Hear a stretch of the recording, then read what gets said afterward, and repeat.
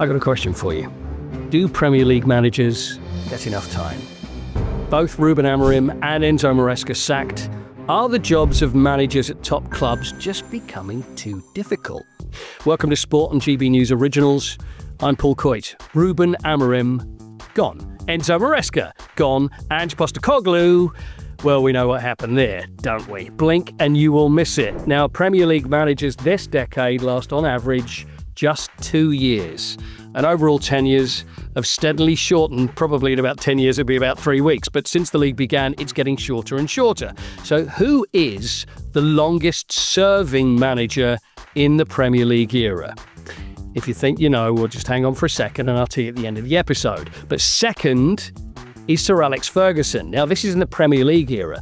38 trophies in 26 years, including 13 Premier League titles and 2 Champions Leagues, managing 1,500 games and nearly 900 wins. Those were the days, Manchester United fans, and a 60% win rate, which solidifies his status as the most successful manager in British football history.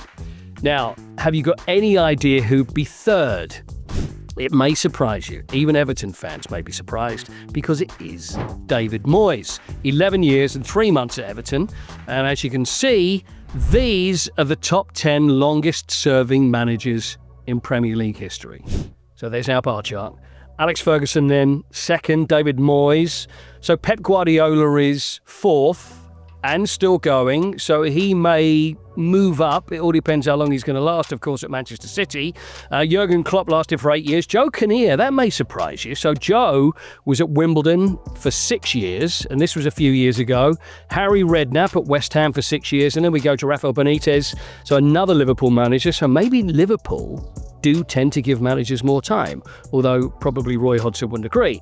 Alan Kirbishley at Charlton, he was there for 5 years, and also Mikel Arteta is the other manager who is still in the job, 5 years and counting. So managers need time to build, time to fail, time to recover.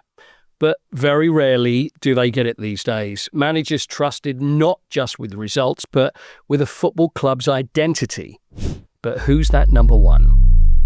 Now, spinning round the other way is poor Sam Allardyce, who holds the unwanted record of the shortest reign as manager at a Premier League club.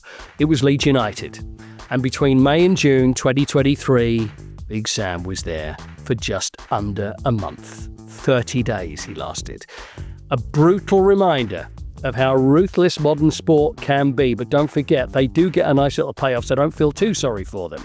Now, just outlasting that was Ange Postecoglou. 39 days at Nottingham Forest, in charge of 5 games and earning just 1 point in his tenure. Did he get the time? Forest have had 3 different managers in the 25-26 season, epitomising the struggles that coaches have in the modern football era. One of the most famous, though, was before the modern Premier League era, which some of you may remember. And if you don't remember it, you might have read the book. And if you haven't read the book, you might have seen the film. Brian Clough. Brian Clough's time at Leeds United in 1974 was famously extremely short, lasting just 44 days, marked with conflict with star players, telling them that everything they've won wasn't worth anything, which is not often a good start for a manager, really, and also poor results because they didn't want to play for him. 1 win in 6 league games, leading to his sacking after taking over from the legendary Don Revie and creating one of English football's most dramatic managerial sagas. And here's the shortest serving manager list. So have a look at this.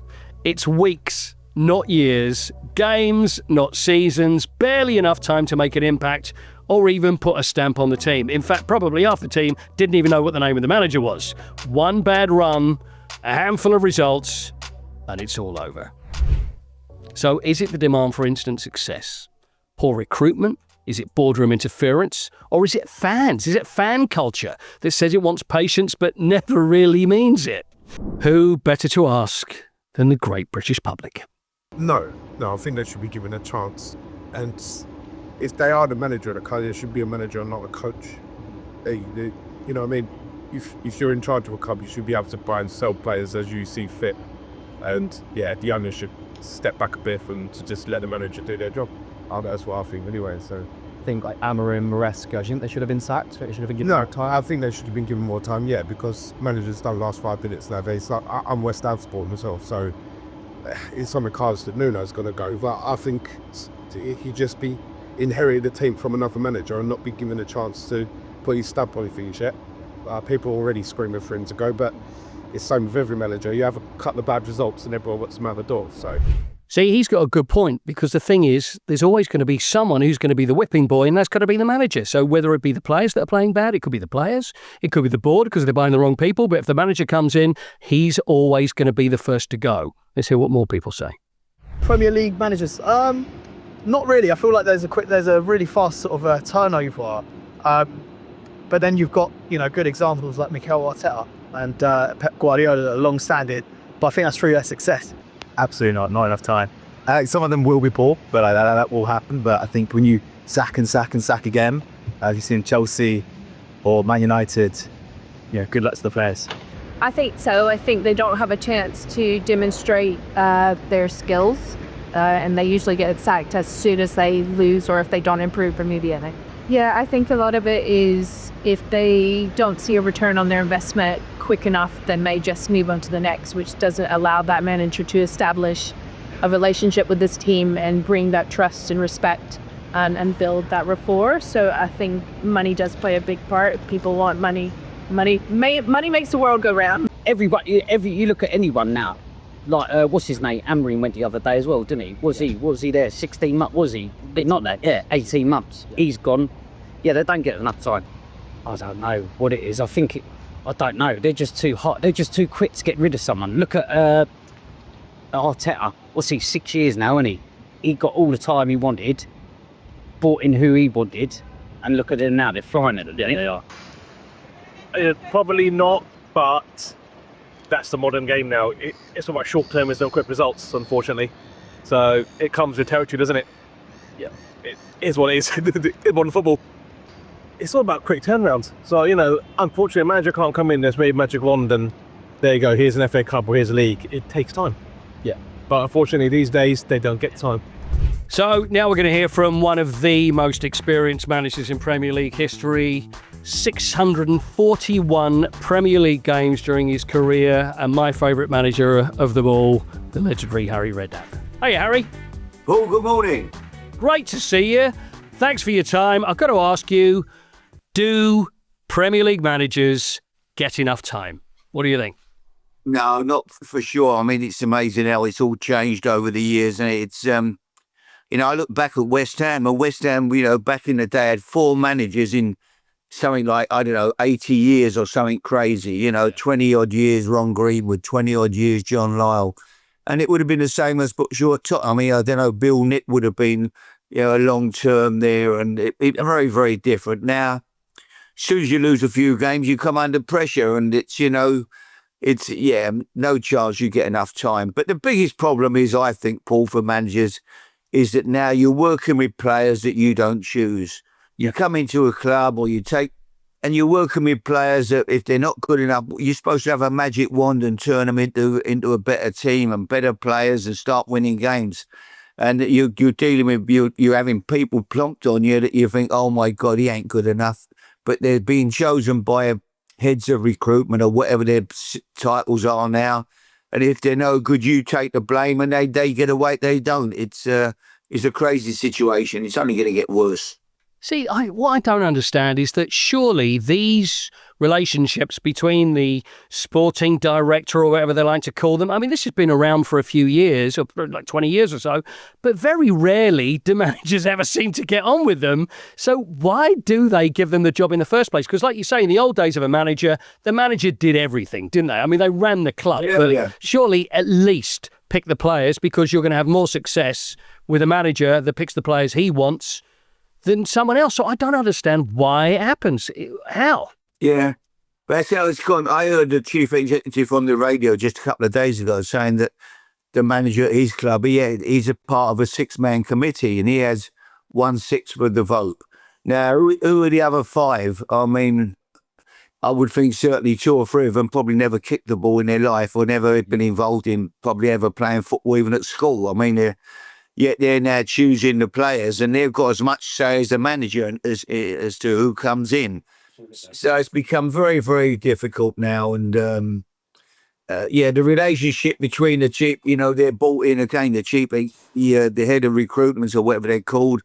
They're bought in by the chairman, and they probably work closer with the chairman than they do with the manager. So it's become very difficult. I mean, more and more harder to be a football. You're a coach now. You're the coach. You get the players. Your job is to try to coach them, and get them into shape, pick the team, and let them play on Saturday. But if you've got a bad hand, you've been dealt with. You've got no chance. What about fans, though? Because fans play a huge part in that these days. You reckon, I mean, between us, I mean, do you think they're getting a little bit more, or we are, I should say, a bit more impatient? So therefore, once the fans start booing or having a go at the manager, they don't really stand much chance to last much longer, do they? No. Once the fans turn the board, then they panic. They don't want to stick on them, do they? The chairman, whoever. Yeah. And obviously they call for the manager's head, and within no time, they come under severe pressure, and invariably they go, and that's the way it's gone, unfortunately now. But no, it's like a 5 or 6 game. We've heard it. Everybody's had it, even this year. The start of the year.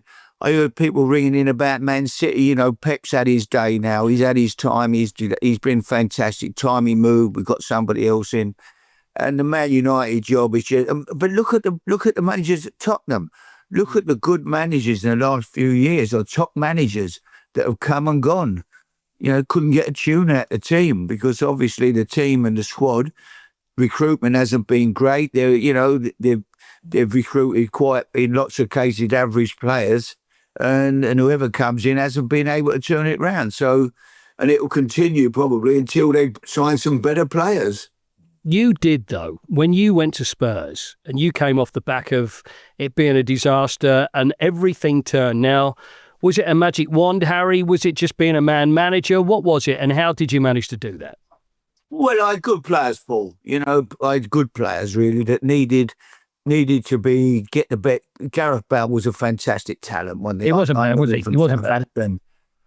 I just needed to get the best out, get him playing, get the best out of him, make him feel that he is a fantastic player. His confidence was low. Luka Modric, I shifted him from wide leftish, where people said he had to play there because he wasn't strong enough to play central. I moved him into the middle of the park. And again, my message to him was simple, nothing clever.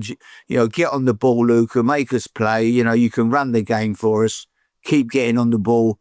You're different class, and that's the way it was, really. We put people in the right positions. And if you look back at the great managers like Cloughy, I mean, but not Forrest, he didn't coach. After manager, he'd come in and he'd talk to John Robertson and tell him he's the best left winger in the world, and get it out to Robbo, and that was how it was. And you got encourage, make them feel good about themselves, get them in the right positions, playing together. It's not really rocket science, but the most important ingredient is to have good players. And I was lucky; I did have a good group of players. You made them feel good and then made them play. Yeah, but that was the key, really. I do think it's such a changing game managing, Paul. Back in the day, you took an interest in the whole club. Yeah. Bill Nick, going back at Tottenham all them years, Bill Nicholson. I was a schoolboy at 11, 12. He knew me. He'd come and watch East London boys play, stand on a touchline on a Saturday morning. We'd be playing, and suddenly Bill Nicholson was there, watching a kids' game. And that was how it was. He'd be at all the schoolboy games of any interest around the area, Edmonton boys, Enfield boys playing, Tottenham schoolboys, whoever. He'd be there. And then he'd watch the youth team play like I did, and Ron Greenwood. They'd be at every youth game. They knew every kid at the football club. Now the manager's got no interest in the youth, in the kids. I talk to young people who are in charge of youth development at football clubs. The manager never goes and even never watches the kids, never even wanders over after the first team have finished to go and watch the kids for an hour, to have a look at them training, see what they're doing in training. They don't do it. There's no interest now. And that's how it's gone, unfortunately. Foreign managers have come in, they look at it and I'm not going to be, what am I bothered about a 15-year-old kid for? I won't be here in 6 years, 5 years' time. And they take no interest. And that's it's so sad, but that is what has happened. That's why we're getting very, very. How many kids in the youth team playing in Tottenham's first team, for instance? No, I don't think. The couple of kids they've got, they're bought from Leeds, and they bought him it, they buy them in, and it's the same everywhere. There's that little elite group that England have now that are fantastic. But how many of them is there? How many youth team players playing at West Ham? How many kids have come for the youth team playing regular? No, I can't see it. The boy Potts comes and plays occasionally. He does well, but they don't get the opportunity to play. They go out and buy players, and it's frightening.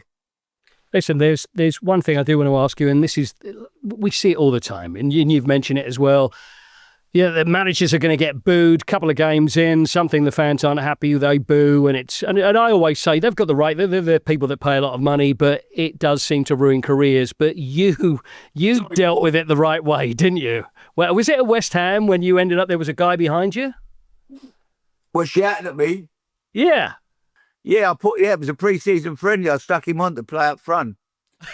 But listen, you get it. People pay their money. They're going to shout at you, but that's their choice. Obviously, the fans but keep changing managers. On a whim is scary. I mean, what a game this weekend! 2 managers under severe pressure already. Tottenham, West Ham. I'm talking yesterday. I went to Man City, Mancini. Winner took all. To see what got into Champions League that night when we beat them. It's Saturday. It's loser cops it all.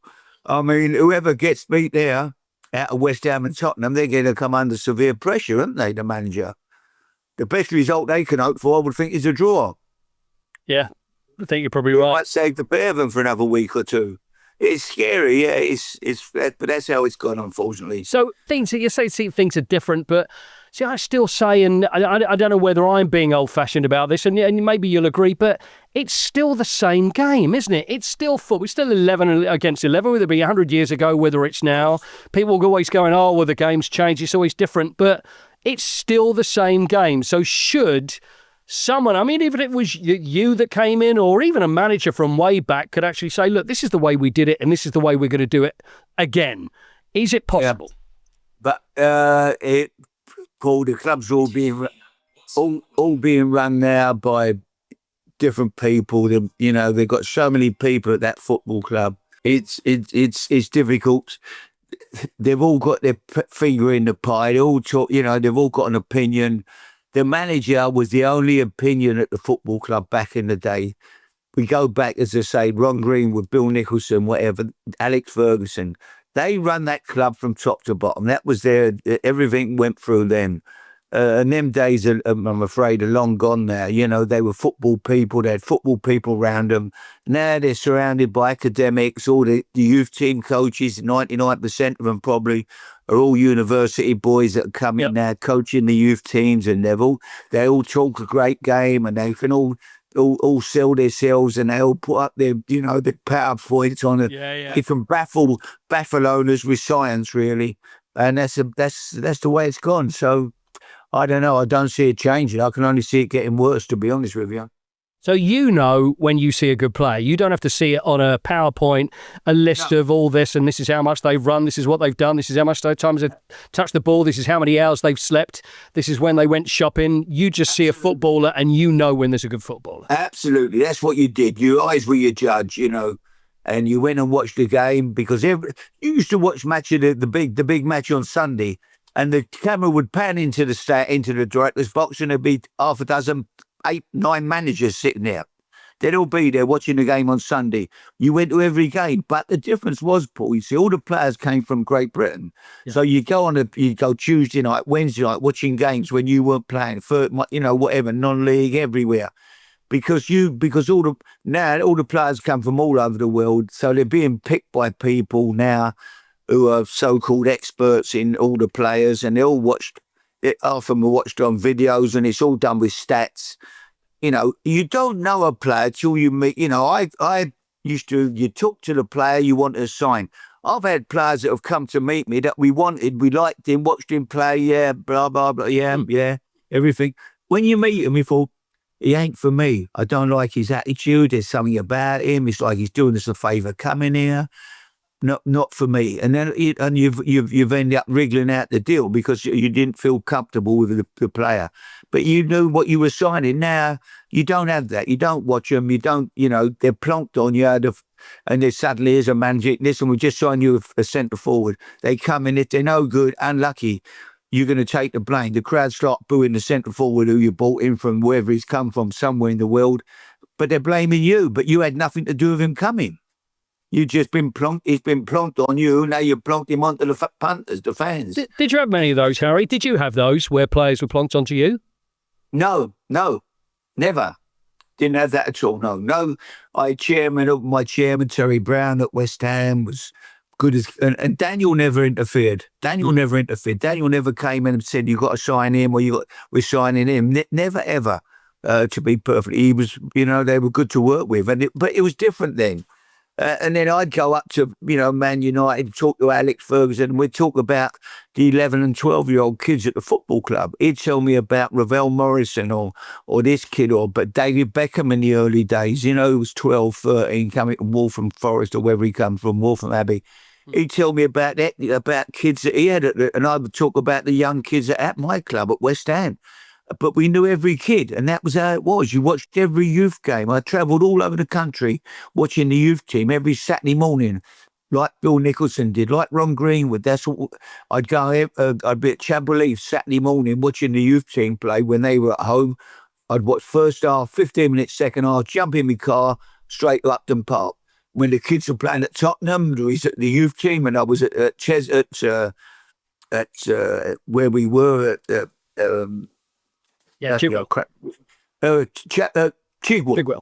Sorry, at Chigwell. So I'd always watch the kids. The kids got a game this afternoon. I'd be on the touchline watching. But you loved it, right? I mean, this is it. This is work. But you love doing that. Yeah, that's what you did as a football manager. You ran the club. You was involved with everything that went on at the club, and the kids were the future of the club. Now, I talk to loads of, as I said to you earlier, I speak to loads of.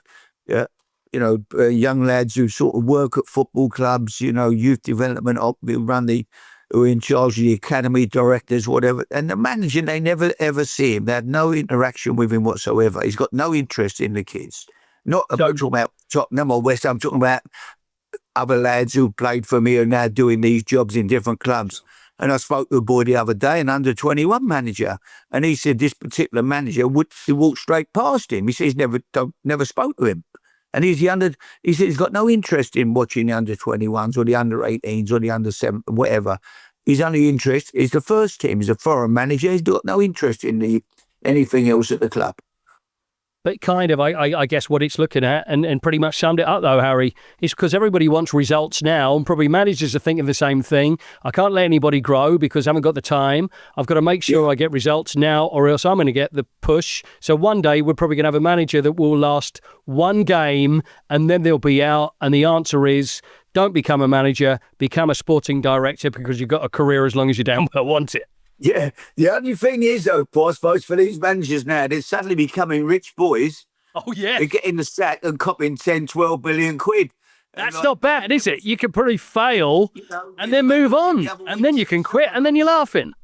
Yeah, someone got a double whammy the other month then. He's had about 18 million quid for his weight, Unbelievable. He's probably sitting on the beach in Barbados at the moment thinking, I never thought this would happen to me.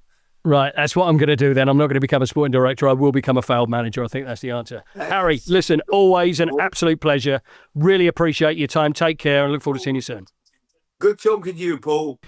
Call me old-fashioned, but that's the way I'd like it. Harry Redknapp there with some great insight into the Premier League and also the tenure of managers. And I just still think he'd do a great job. It's just whether he'd get the power that he actually needs to do it. Anyway, speaking of tenures, have you managed to work out who the longest serving manager in Premier League history is? I think it's pretty obvious, isn't it? It's, of course, Arsene Wenger. And this seems ridiculous. From October 1996 to May 2018, makes him the club's longest serving and most successful manager, overseeing you know how difficult this is for me to say, overseeing a period of massive change, winning 3 Premier League titles, including the Invincible season, and 7 FA Cups. Right, I got it out the way with a straight face. I hope you've enjoyed this episode. Be sure to hit the subscribe button for more. This has been Sport and GB News Originals. I'm Paul Coyte, and thanks for watching.